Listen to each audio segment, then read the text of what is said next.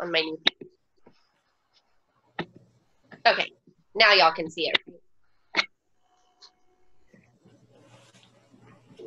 So the DAT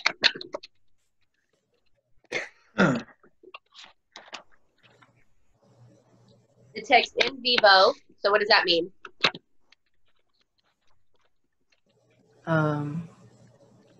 Inside the body? Yeah. So in vivo sensitization of red blood cells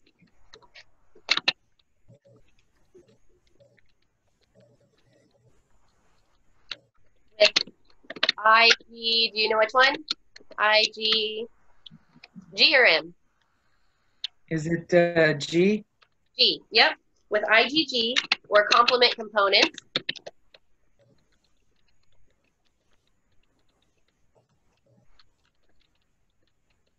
Clinical conditions.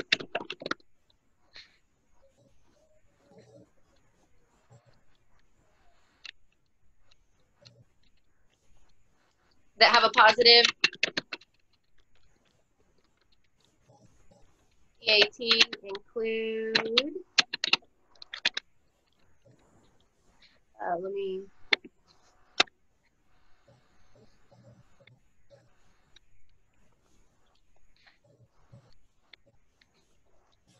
y'all know any? What's a big one that usually comes up for that with any of these blood bank disorders? Blood transfusion? Oh, disorders?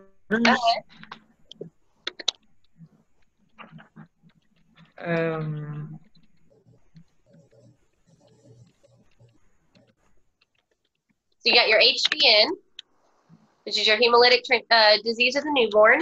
And then we've got HTR. Y'all remember what HTR is? Oh, it's a hemolytic reaction. What kind?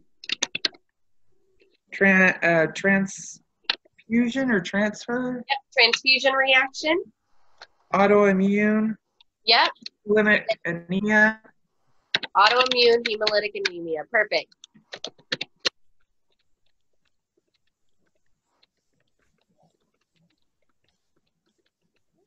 Chime in there, Lily, if you know it. Yeah, y'all chime in. So positive DAT is followed by the DAT panel.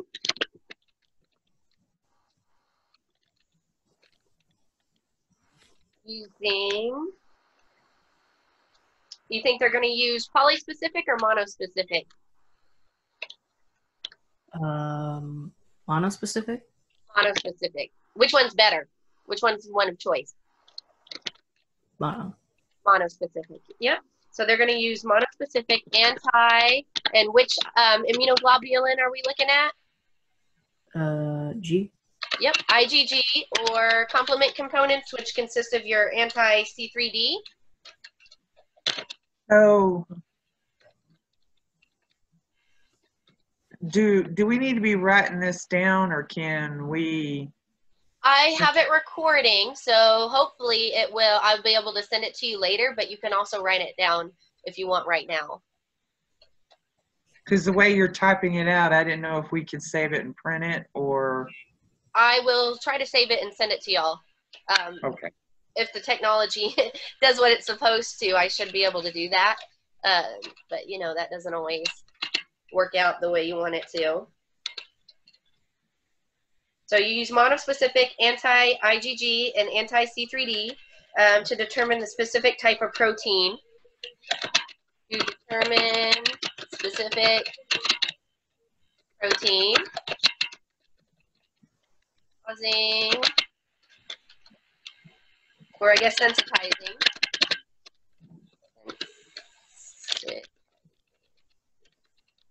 RBC.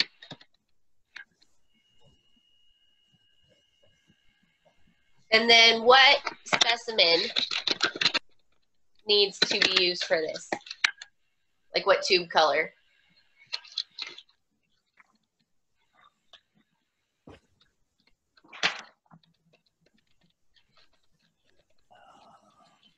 Right. What are your blood bank tubes? Let's see. All the Easter colors. Yep. What's your Easter colors?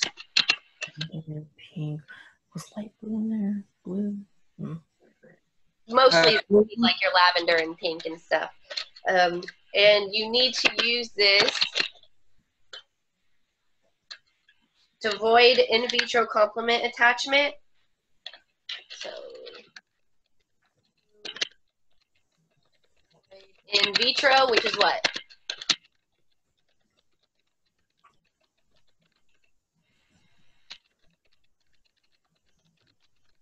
In the body?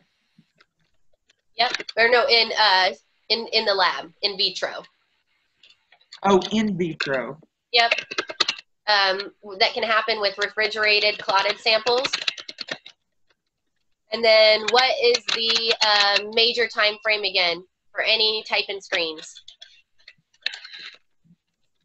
Until you need to redo it.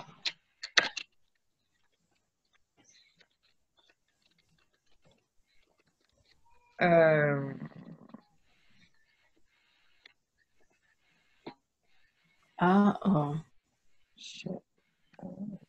Y'all can Okay. look too. 72 hours, okay. Yeah, always 72 hours. And if it's past 72 hours, you need to redo it. Now, that's mostly for any kind of acquired antibodies since the last time you did it. But it's a good thing to remember throughout this whole process. So 72 hours is the cutoff. So I have a question. What's up? You were saying something about the monospecific anti-IgG being, C3D? huh? Uh-huh.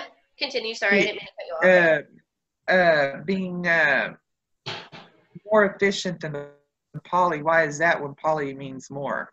Do you remember? Do you remember why it's more efficient when we were talking about them? So there's a couple things. One is it's more cost effective, which everybody loves that. And then it's also more specific. And you don't need, if you remember how they make the polyclonal, is they use, they have to immunize like the rabbits, and they have to use a human blood sample. So the monoclonal, they don't need a human blood sample to create it. They can just take those the murine cells, the mouse cells with myeloma, and make the hybridomas that way. They can use human lymphocytes that are transformed with like the EBV virus, but generally you don't need a human sample to make the monoclonal. So it's cost effective. You don't need a human sample to manufacture it, and it's more specific. So it's on a single epitope of a single B cell clone, whereas the polyspecific can hit multiple epitopes. Okay. And then on the specimens there, the EDA, why wouldn't the lavender and all that be included? Those are EDA. I mean, not the lavender, but the royal blue is considered EDA. The royal blue, I think they just specifically use for the what are they? They're trace-free tubes for the metals, heavy metals. Okay. And they generally just use it for that. I think they might be a little more expensive than the lavender and pink, but really the EDTAs are generally good as long as they're EDTA. The Pearl EDTA tube, I think, happens to have some kind of gel barrier in it or something like that, so you can spin it down for chemistry tests.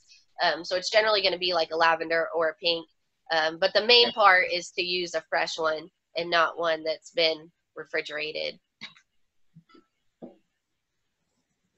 So you don't want to refrigerate the blood. You want to make sure you get it fresh from the arm. Is that what you're saying? Yeah, they want to do it more right away than taking one that you've been saving in the fridge and doing it that way. I think it's still doable, but the best choice is going to be a fresh sample that has not been refrigerated yet. Okay. And definitely not clotted. Clotted, whether it's fresh or frozen or refrigerated, it just can't be clotted.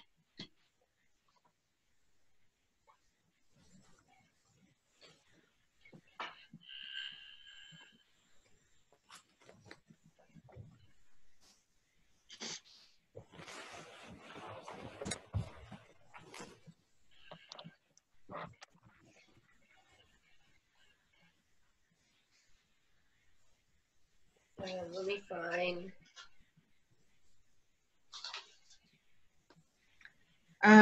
Not to get off subject, but did we go over screening cells and panel cells? I don't think we have yet. Okay. Okay, I'm going back to the start of DAT. Okay.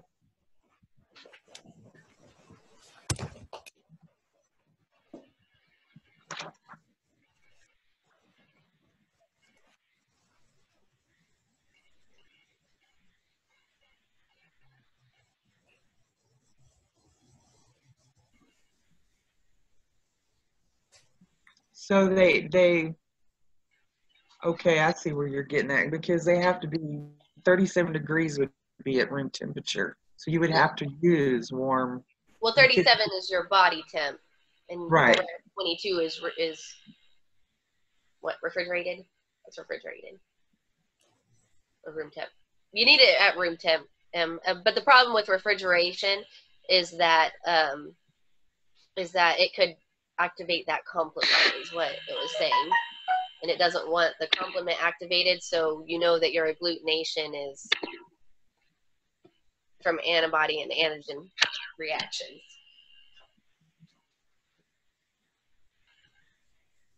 And if it activates complement and you're using like anti-C3D, it's not going to be an accurate result.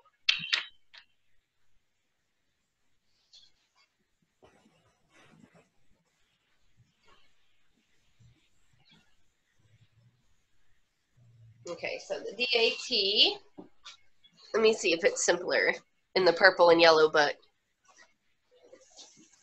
because I think sometimes they throw things out a little easier.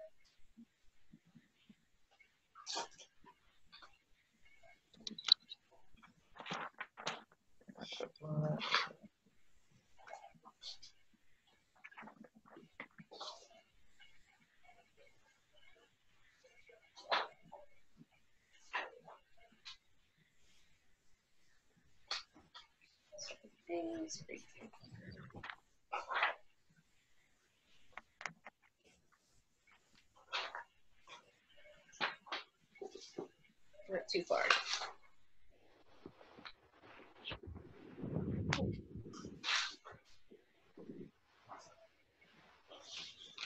So while you're looking at that,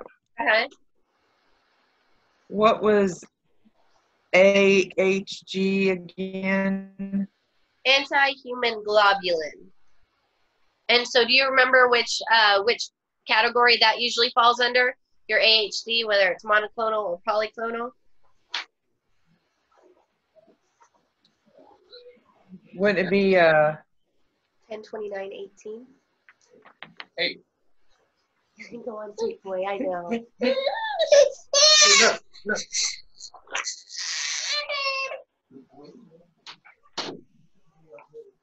Sorry, we're all struggling with this homeworking thing. Jasper's like, that's you are okay. here, you are mine. I'm gonna guess the same, Mono. That one's going to be under your poly-specific. And I'll go back and I will redo our, I wrote down all the notes and I'll go off that and record videos and I'll send them to y'all about the ABO, the monospecific and polyspecific and ABO and D typing too, RH typing.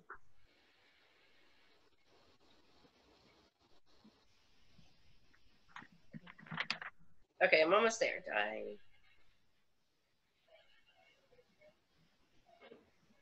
18 to 21, 11. Okay, got it. So in the purple and yellow book, it's on page 18.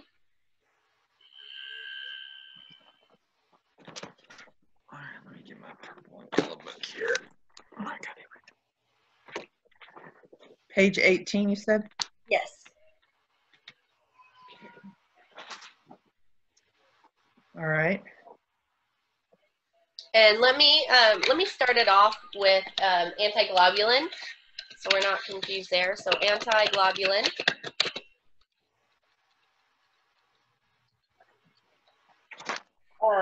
Antibody molecules and complement components are globulins. So antibody molecules and complement. We still got Lily? Oh, I'm here. I'm just down here. Oh, okay. All right. I can. And complement components are I can see you, girl. globulin.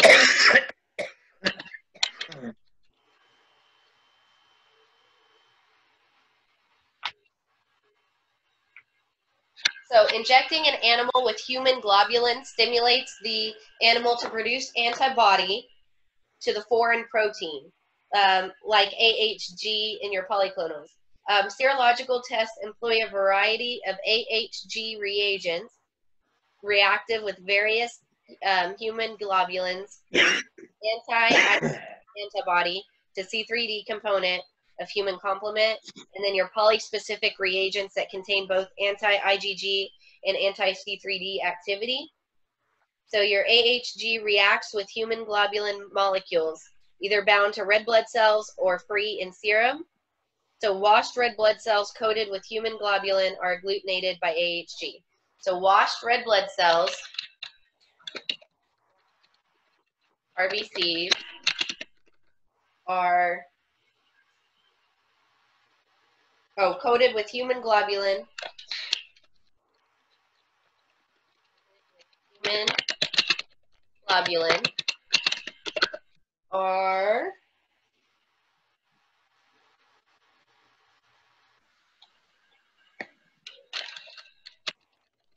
agglutinated by AHG.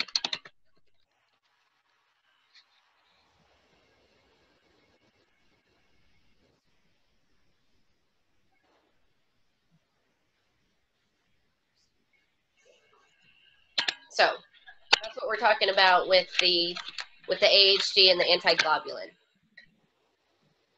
So the DAT. So on the DAT here, what does it mean by check cells? Add check cells? Your check cells are going to be what you do at the end to kind of confirm that your test was done properly. So like your forward and reverse, you've got forward and reverse to double check your work. For the D typing, you have your D control to check your work. And so your check cells are your DAT's version of checking your work. Because, you know, blood bank is just so important to be getting it right and to be double checking everything that they have to have all these checks and balances. Well, I remember the bottle from lab, but we hadn't really started using it yet. Yeah, so I didn't know quite. Here in a little bit. All right. And the specifics of it and stuff too. So for your DAT,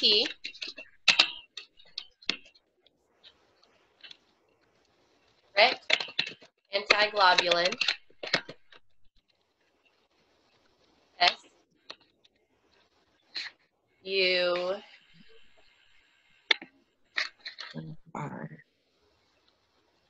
antiglobulin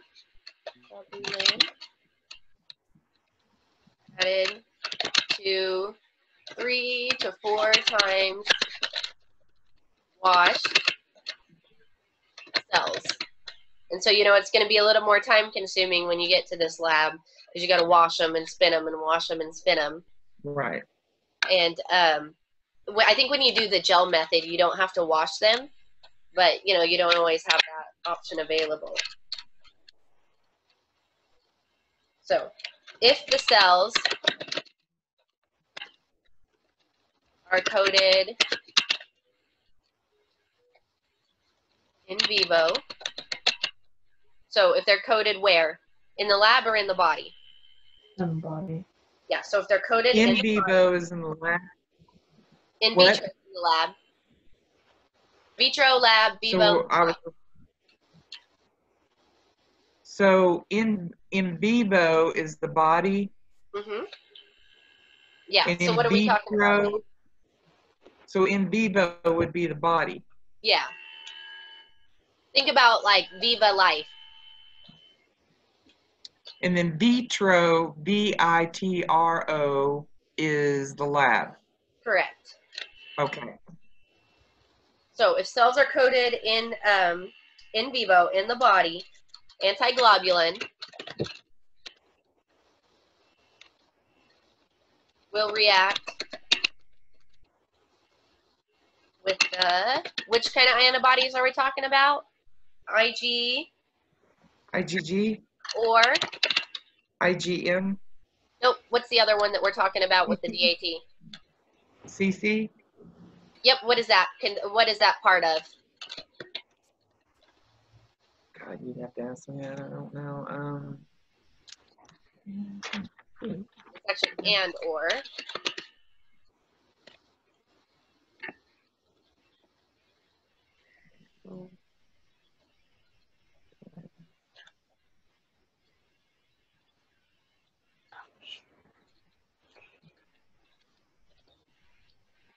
So CC is complement.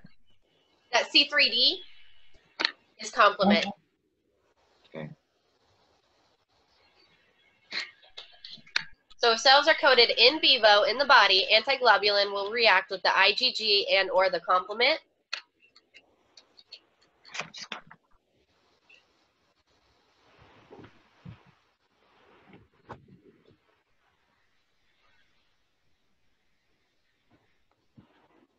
So, and then what sample do we use? You want to use an EDTA sample because it chelates the calcium. So it binds calcium.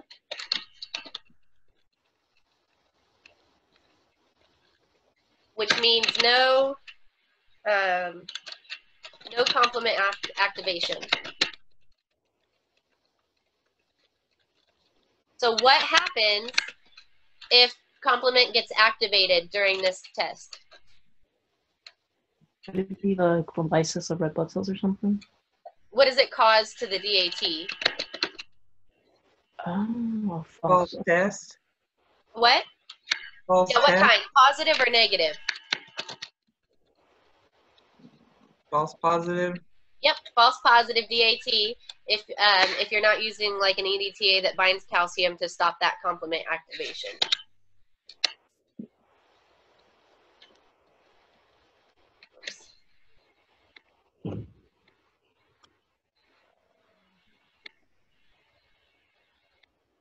No, that's not what I want. I want to be more tech savvy.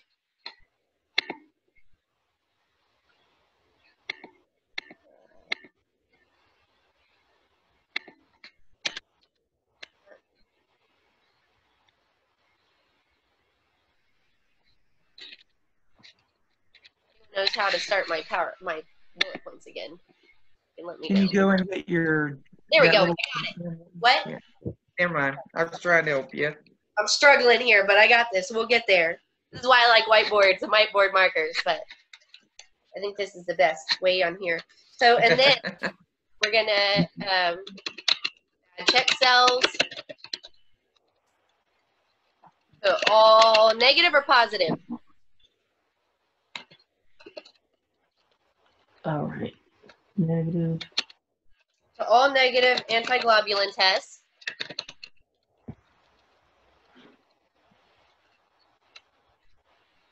So what does this do? That's what we want to know, right? So it confirms negatives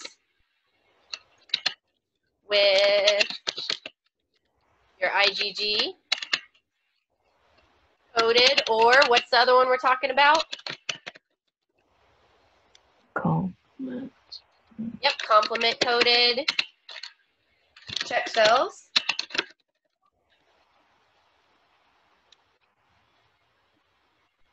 Okay, so it confirms that AHG is added properly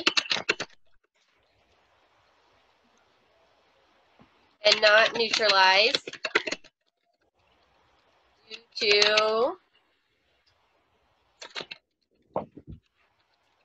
insufficient washing. So when you go in and add your antiglobulin to your 3 to 4 times washed cells, it wants to make sure that you didn't wash all that away, or if it didn't, wash away in the process. And so it confirms that your AHG was added properly and not neutralized due to insufficient washing. So that could be like your false negative due to the washing and the AHG not being correct. And so what this does is your check cells go in and make sure that your negative is for sure a negative.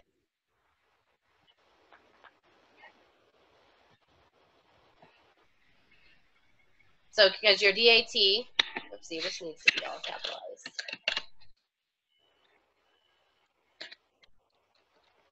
Detects in vivo sensitization of red blood cells with IgG or complement components. So you don't want to miss that sensitization and, you know, someone have HDN or hemolytic transfusion reactions or autoimmune hemolytic anemia because of a lab error, right? Right. So that's what those check cells go in and confirm that the negative is in fact a negative. If you have a positive, then it's positive either way.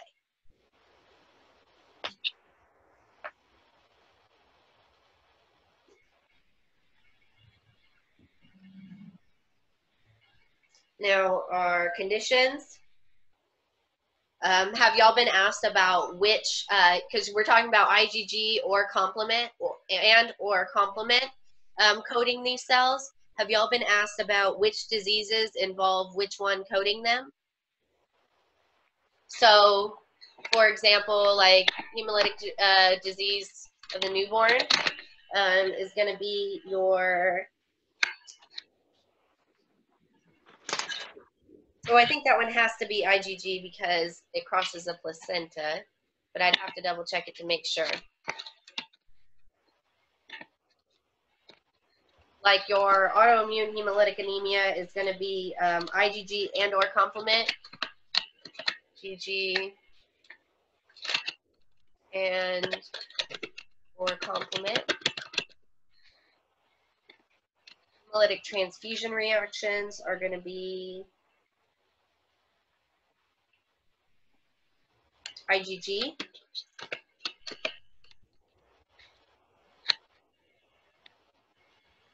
And then I'll have to find hemolytic disease of the newborn.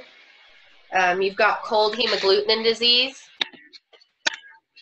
But I'm pretty sure that one's going to be an IgG because it crosses the placenta. We got cold. You see.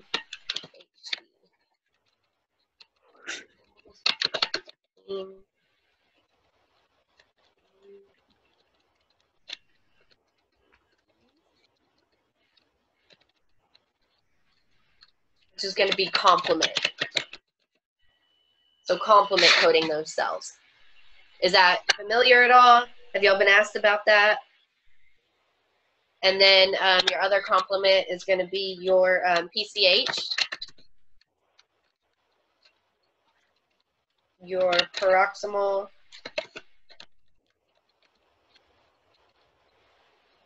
cold,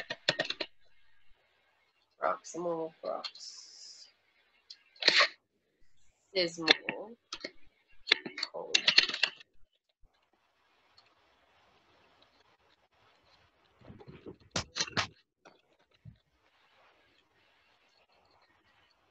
Which is also going to be complement coding. Ringing a bell, not ringing a bell? A little, I think. I don't know. Oh. Wait a minute before you go down again.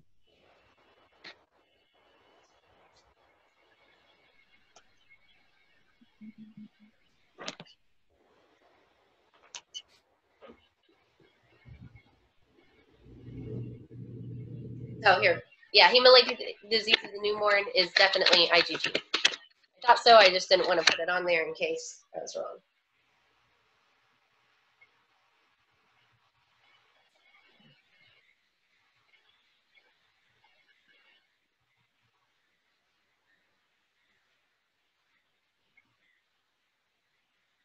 Oh, and then let me know when you're ready to go down. I'm ready. Sorry. Okay. And I know we generally know this, but we need the positive and negative. So your positive DAT consists of agglutination or no agglutination? Wouldn't it be agglutination? Agglutination, yep. And negative DAT.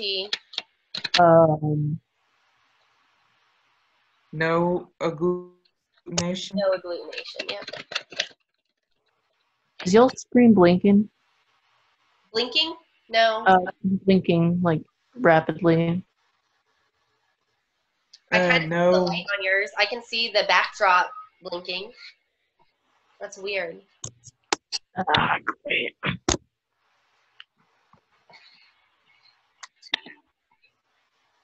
This is so not great. Okay.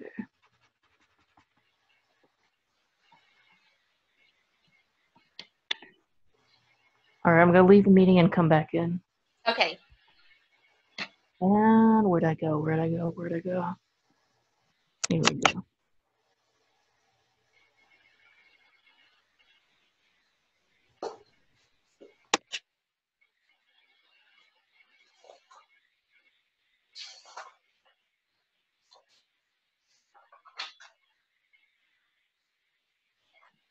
Yeah, it keeps coming back and forth about internet unstable.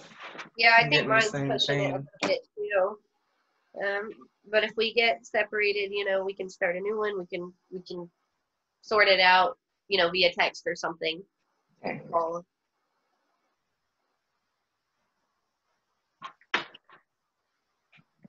I'll be right back. Okay. Hopefully we'll get Lily back. Oh, I gotta get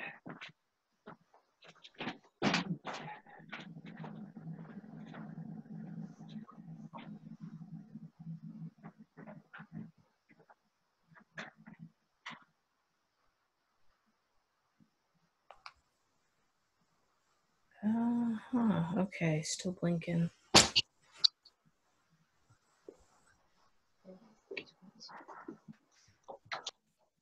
Okay, see if you can't. Oh, I see it. Yeah, I can see it like in your glasses too. I'm gonna have to try a different computer. I'll be back. Okay.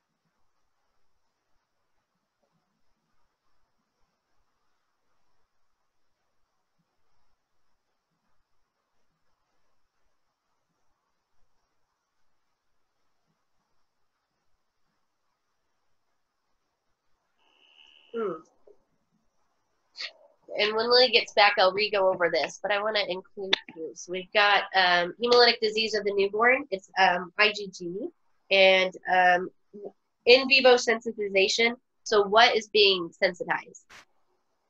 Whose antibodies and whose red blood cells?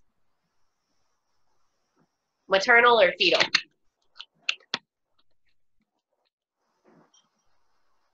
Are you still there, Michelle? Or are you taking a break? Yeah, I'm here. Sorry. Oh, you're good. I had to go get some. I was getting hungry. I had to go get some cereal. You're fine. That's the best part of being at home, huh? Yeah. It's like, go get something to eat. Okay. I wouldn't dare venture out there right now because, like, my little human would see me and this would all be over. And you're like, Mama. Yeah, he's already fully aware that I have not indeed left the house. I pretended to leave and came back in the front door, came and hid in this room. But, you know, my voice is so loud and annoying that didn't last long. Okay, so in hemolytic disease of the newborn, whose cells are being coded by antibody and whose red blood cells are being coded by that antibody? What's happening? Maternal? Yep. So you got your maternal antibody coding. Yeah. Coding what? Had it on the pen. Fetal? Red blood cells. Yeah. Oh, sorry. And then for your hemolytic transfusion reactions, what do you got going on? So, is it recipient or donor? And whose antibody and whose red blood cells? It's going to be, the antibody is going to be for whoever it's going on inside of, right? So for your HDN, it's happening in the mom. So the mom is being sensitized to the baby's red cells, or their antigens at least. And right. So she's making the antibody. So if you have a hemolytic transfusion reaction, who is making that antibody? The donor or the patient?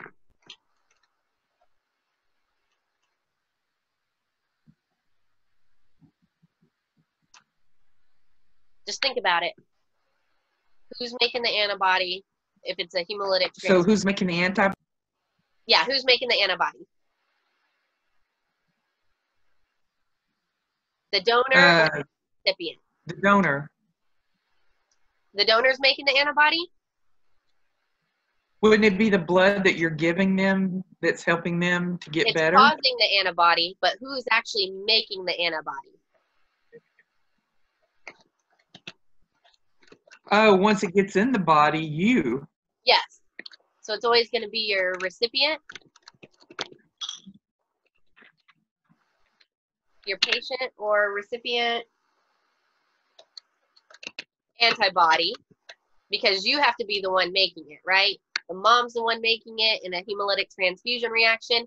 Whoever receives the transfusion is making antibodies to the unknown red cell that was put in their body.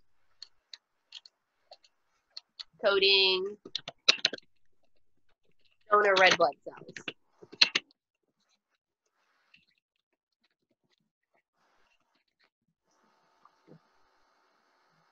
And then in your autoimmune hemolytic anemia, do you know what's going on there? Anytime you talk about autoimmune, who is it referring to? Who are your two parties? So your hemolytic disease of the newborn, your two parties are mother and fetus or baby. And then your hemolytic transfusion reaction, you've got your donor and your recipient. So who is it referring to for autoimmune? A little tricky.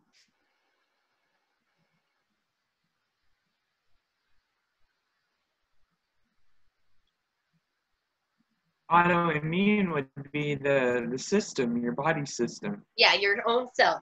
So it's going to be an autoantibody.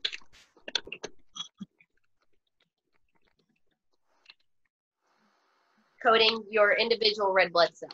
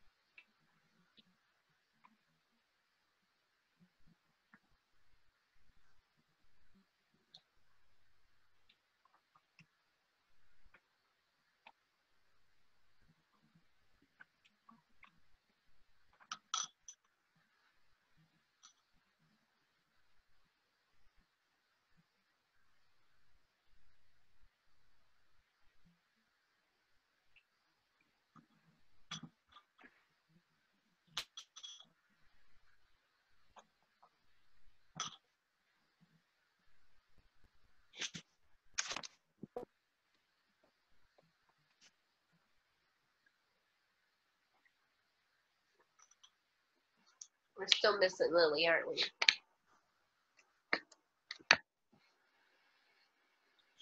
Connection. I've got the one speed above her, and I'm still having a little problems with mine. Yeah, I hear a little bit of cracking. And just remember too, whatever we go over today, I'm gonna it should be recording. Hopefully it's still recording, and I will send it to y'all afterward as well.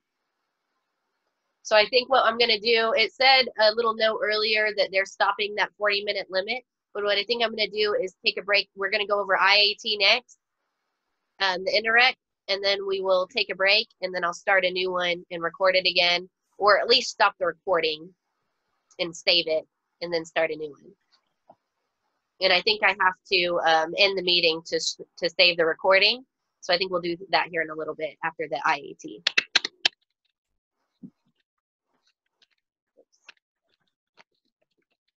And I'm gonna wait to start talking about this until Lily gets back. That's fine.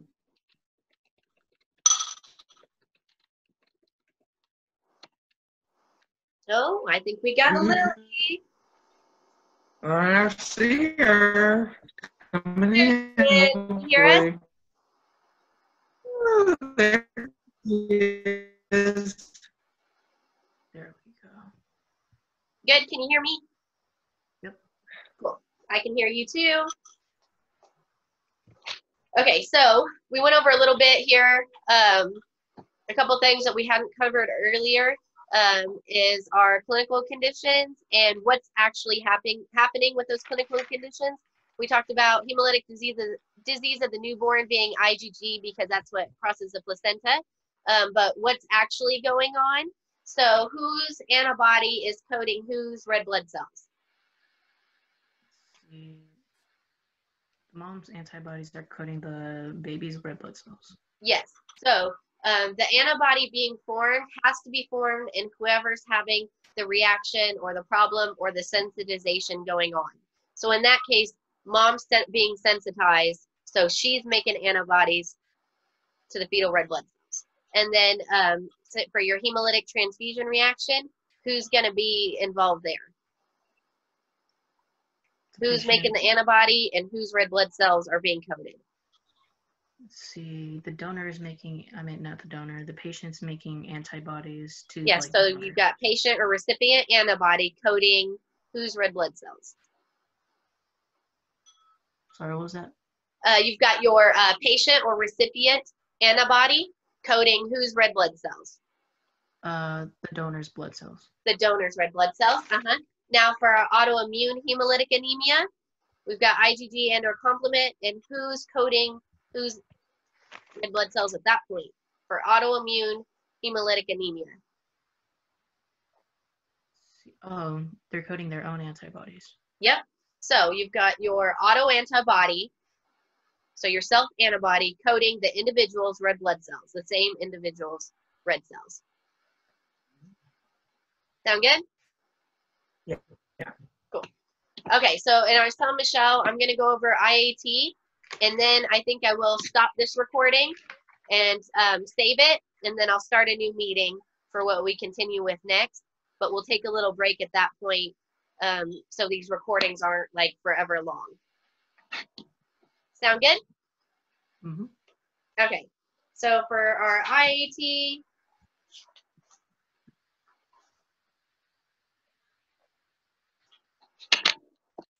let me try to put it on the same. Okay. The IAT detects sensitization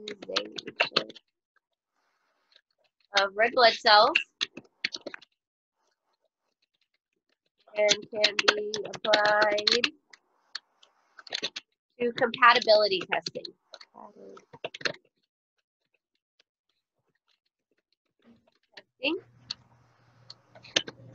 Antibody screen,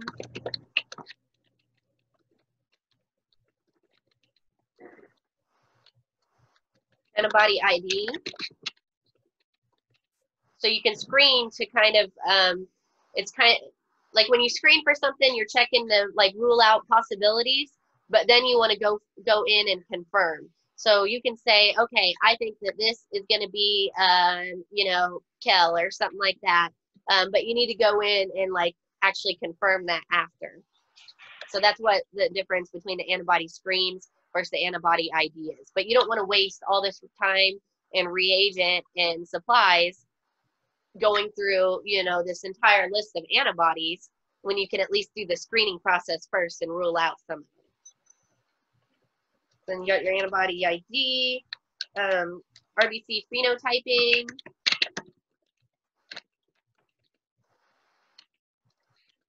and titration studies. So Michelle, is your phenotype what you look like or your genetic makeup? So tell me the phenotype versus genotype for type A. Is phenotype what you look like? Yep. So in referring, yep, so genotype is what? Would be more genetic, wouldn't it? Uh-huh. So tell me the difference. We'll do type O because it's pretty straightforward. So what's your genotype for type O?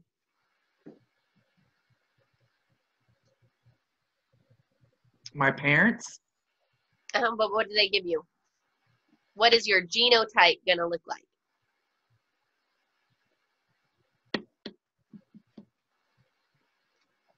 Let me go to this again real quick.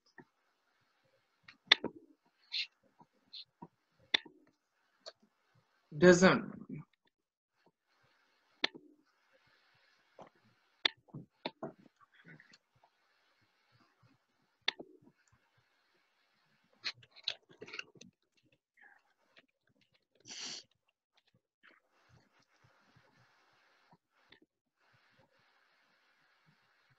So do you remember these where you can be BB or BO or AB or AO, and you get one from mom and one from dad? But remember, type O is recessive, so it's always OO. So OO will be your genotype, and your phenotype will be blood type O.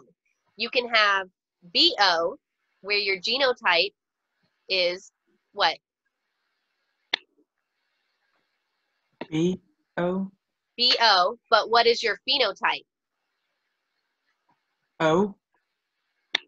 If you have BO as your genotype, what is your phenotype going to be? B? Type B. Yep. Let me know if we need to go over that later again too. We can. Yeah, because I don't understand that. Yeah. Okay. I'll make a video specifically on that one. Does that sound good? Yeah. Okay.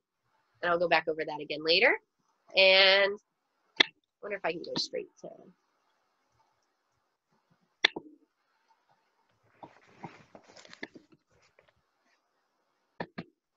Okay. So back to our IAT.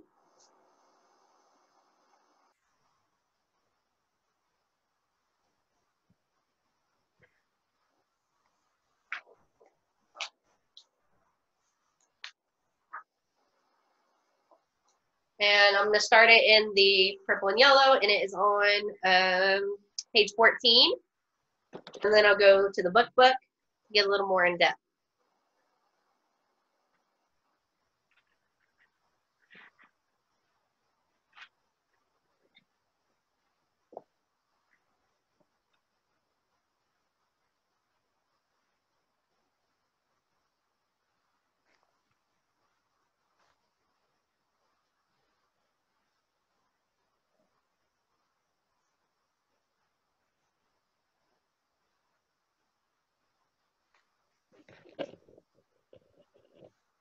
Y'all there? Yeah. Purple and yellow? Okay, so it's on 3 under screening cells and panels. So your indirect antiglobulin test, your antibody attaches to the corresponding antigen on red cells at 37 degrees Celsius. And so what's 37? Body temp. Body temp. So antibody attaches to corresponding RBC 37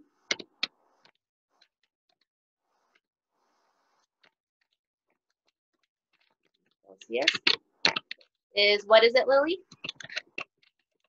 Body temperature. Body temperature. Yep.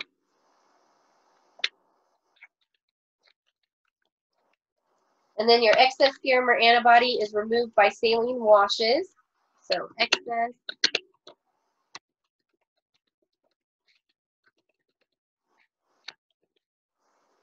serum and antibody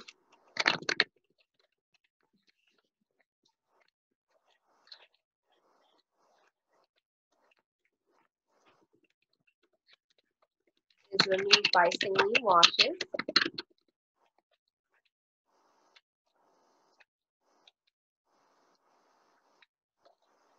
Okay, and now, like for our, whoops, remember for our DAT, we're talking about our false positive DAT if complement got started. So what is our false reaction here?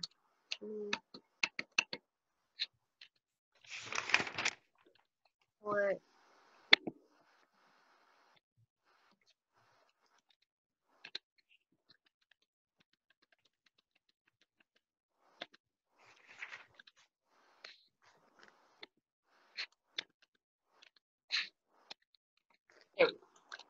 Is it AHG?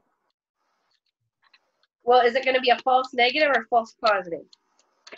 False negative. Yep. So we got a false negative.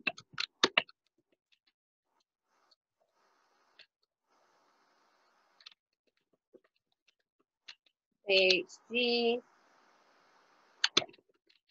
Residual.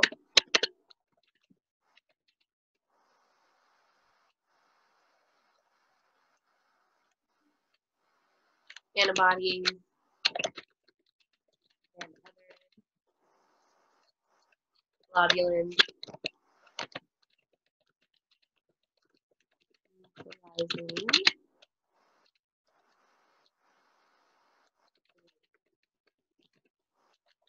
So we don't want that, so we want to wash them correctly.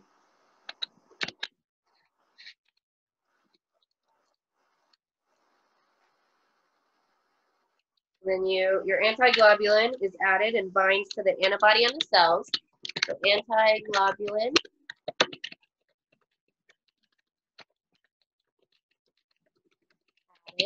added and binds to the antibody on the cell.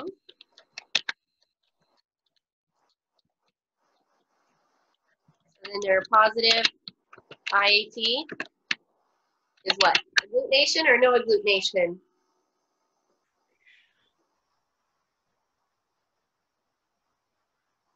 Agglutination.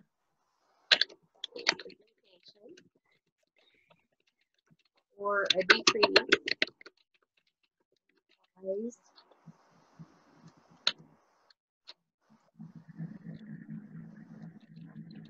button to hemolysis 37.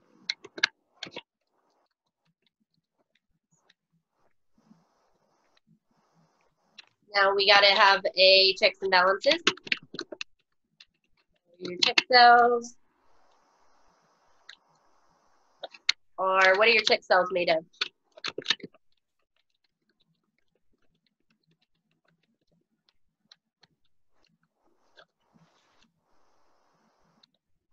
They're going to be your IgG sensitized cells, and they're added to any positive or negative reaction. What, Lily? Negative. Negative reaction.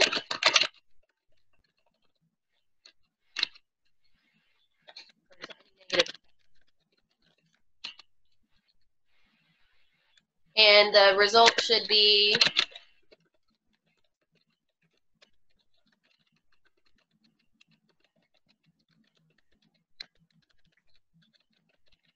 positive or negative? Positive. Positive. And what does that positive result indicate?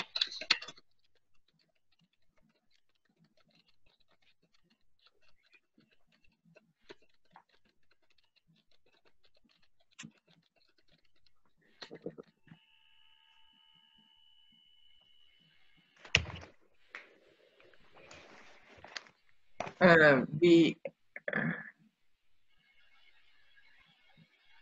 anti-hemoglobin wasn't processed right or neutralized. During the process, yeah. It wasn't ruined during the process. It is indeed working the way it is supposed to work.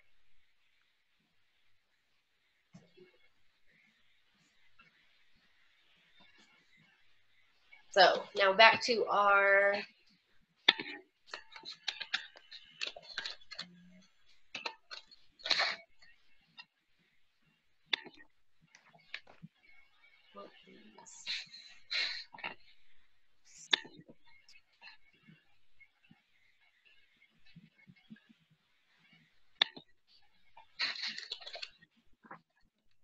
okay, so your reasons for using your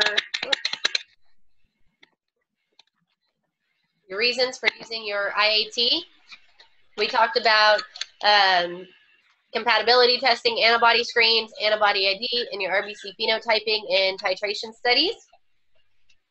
Now, it can be used for the detection of incomplete antibodies to potential donor red blood cells, which is your compatibility testing, or to screening cells, so your antibody screen in the serum. So detection of incomplete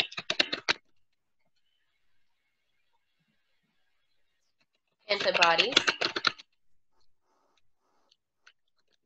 to potential donor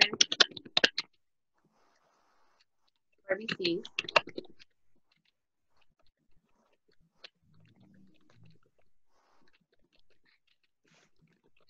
So this is more like like the technical words of everything.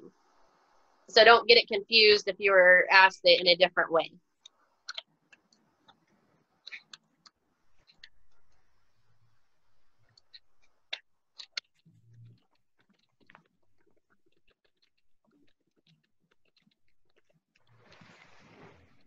Serum, and so your screening cells in serum, what is that going to be?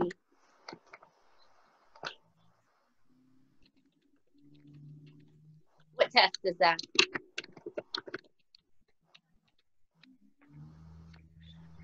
Your antibody. Yep, your antibody screen.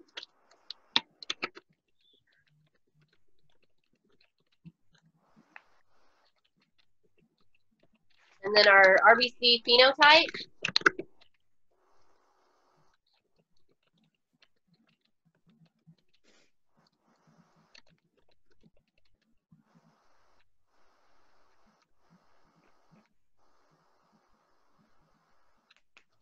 So you can do cell testing or week B testing.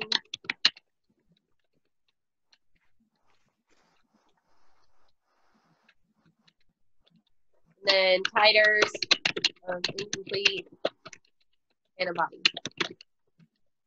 So you can tell not only if they have an antibody and how much it's going to respond.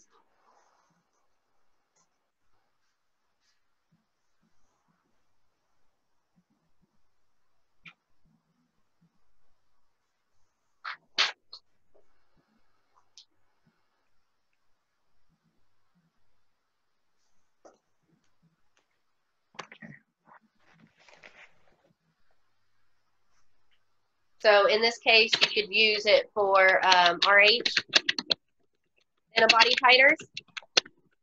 And now for your RH, what is that called? What antigen is it?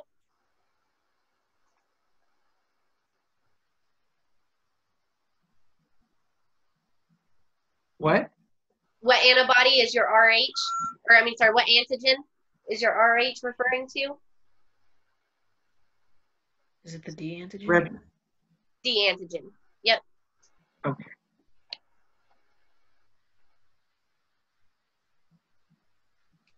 Oh, yes, I know that. Duh.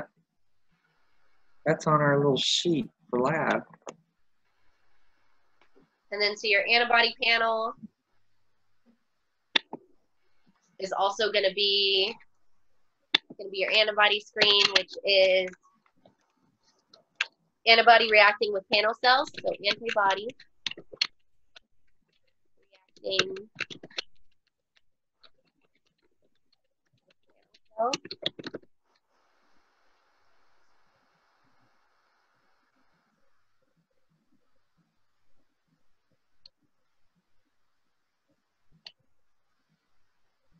Or with your screening cells. See, I don't understand the difference between panel cells and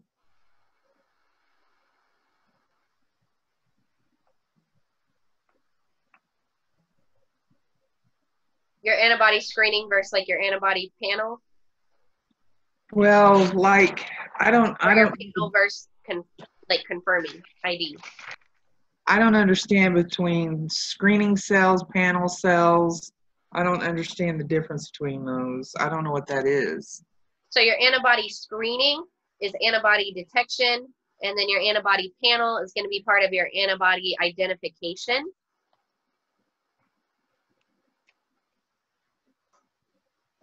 Does that help at all, or we'll go into it a little more when we get into those panels. All right. For now, just know that your IAT helps with all of these testing. Okay.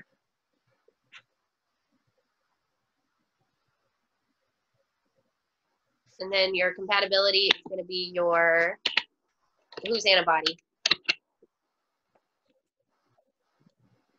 What did you say? Compatibility testing, whose antibody is involved?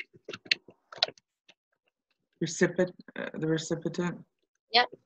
Recipient antibody reacting with whose cells?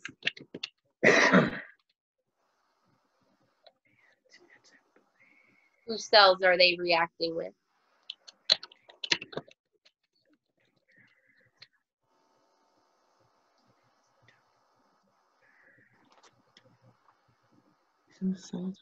The donors?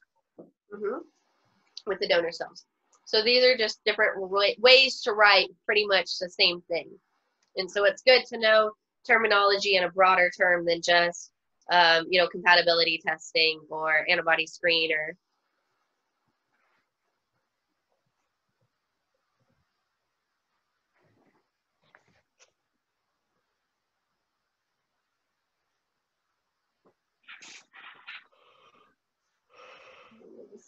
I'm not missing anything.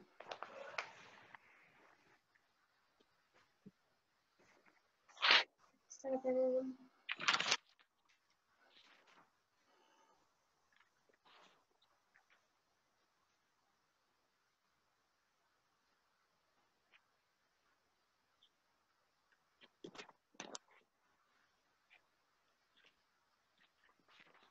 And I think we're missing an incubation phase for IAT that you don't need with the DAT.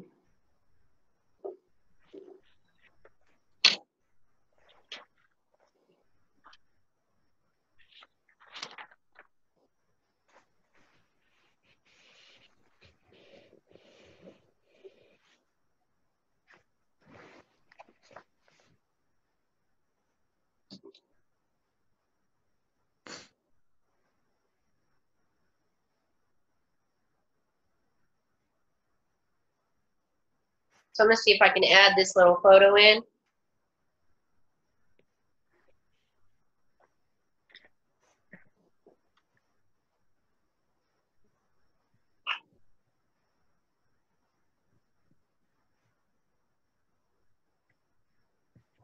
Give me just a minute. You're fine.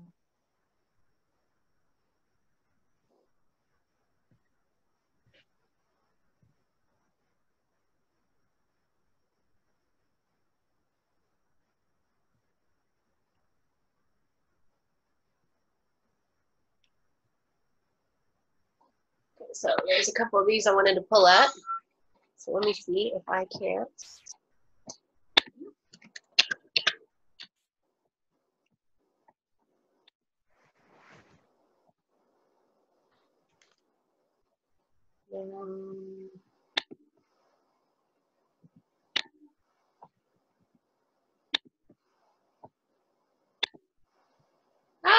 Did I exit it?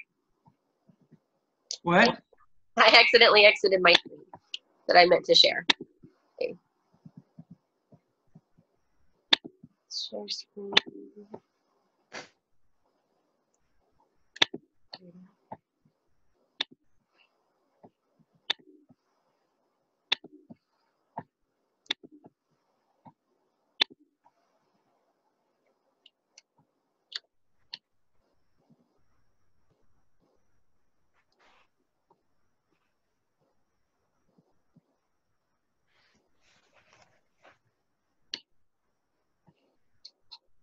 Okay, these are a couple I wanted to.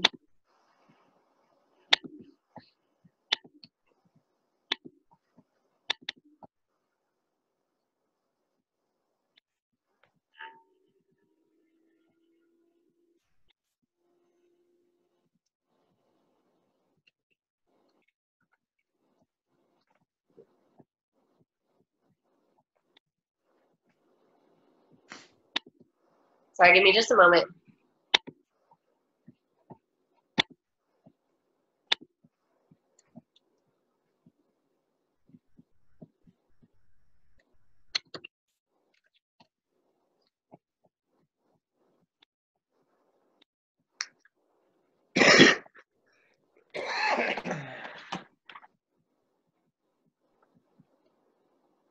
Are y'all able to see this page?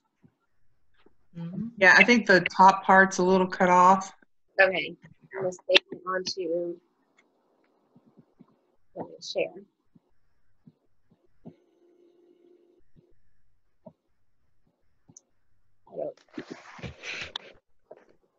I think the border's cut off. Okay, I'm going to save it and then pull it up in the. Okay.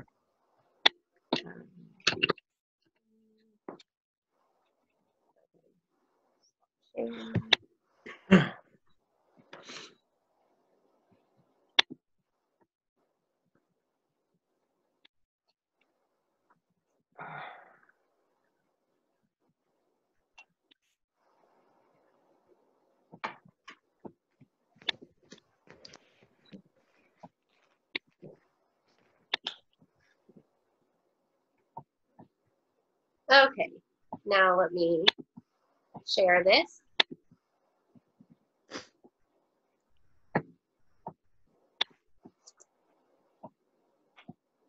Let me make it smaller.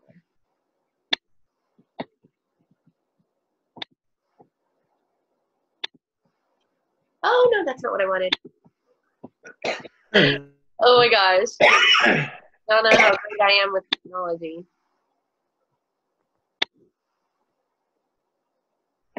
Kind of pushing my abilities here.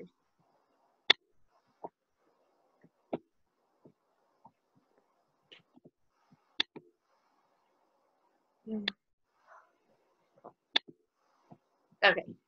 Now I can.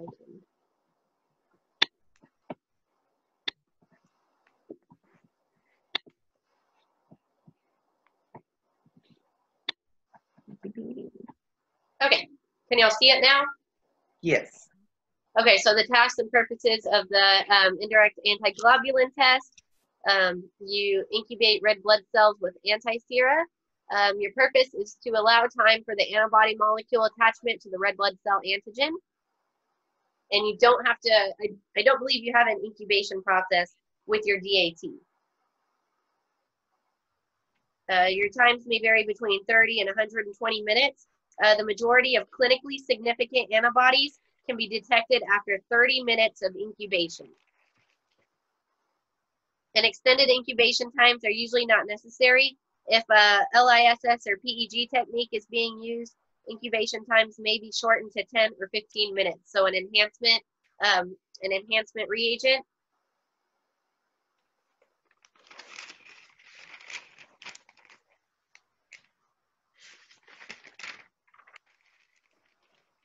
And now perform a minimum of 3 saline washes, and y'all know how to wash your cells, correct? Right. Okay. That is to remove the free globulin molecules. And then your add antiglobulin reagent that forms red blood cell agglutinin. And then your centrifugation process accelerates agglutination by bringing cells closer together. Examine for agglutination, interpret the test as positive or negative. So agglutination is which one? Positive. Positive, yep. And then no agglutination is? Negative. Negative. Grade agglutination reactions determines the strength of the reaction. So what do you know is going to be like strong 3+, 4+ reactions? What blood group? Your AB. ABO, yep, are always going to have strong 3+, 4+ reactions. And if it's not at that point, you need to check the package insert and make sure that it should be at that point, because most of those should be. And what can happen if it's not at 3+ and 4+? Let's say you're getting 1+ and 2+ reactions for ABO testing, forward and reverse grouping. What should you do at that point? Check the expiration date on the lot. Yep, check your lot expiration date, see if that's getting closer. Check your package insert to make sure that it should be at that point. Make sure you're doing it properly, that you're adding the correct amount of drops with the correct amount of patient serum or red cells. But definitely think in your mind, hey, you know, this probably isn't the way it should be. So you can start brainstorming and seeing what you can go through from that point to see what is going on. And then add antibody-coated red blood cells to negative reactions. So that checks for neutralization of anti-sera by free globulin molecules. So that's your Coombs control cells, or your D-positive red blood cells coated with your anti-D. Sorry. You're okay. Any IAT and DAT questions? Say that again. Any IAT and DAT questions?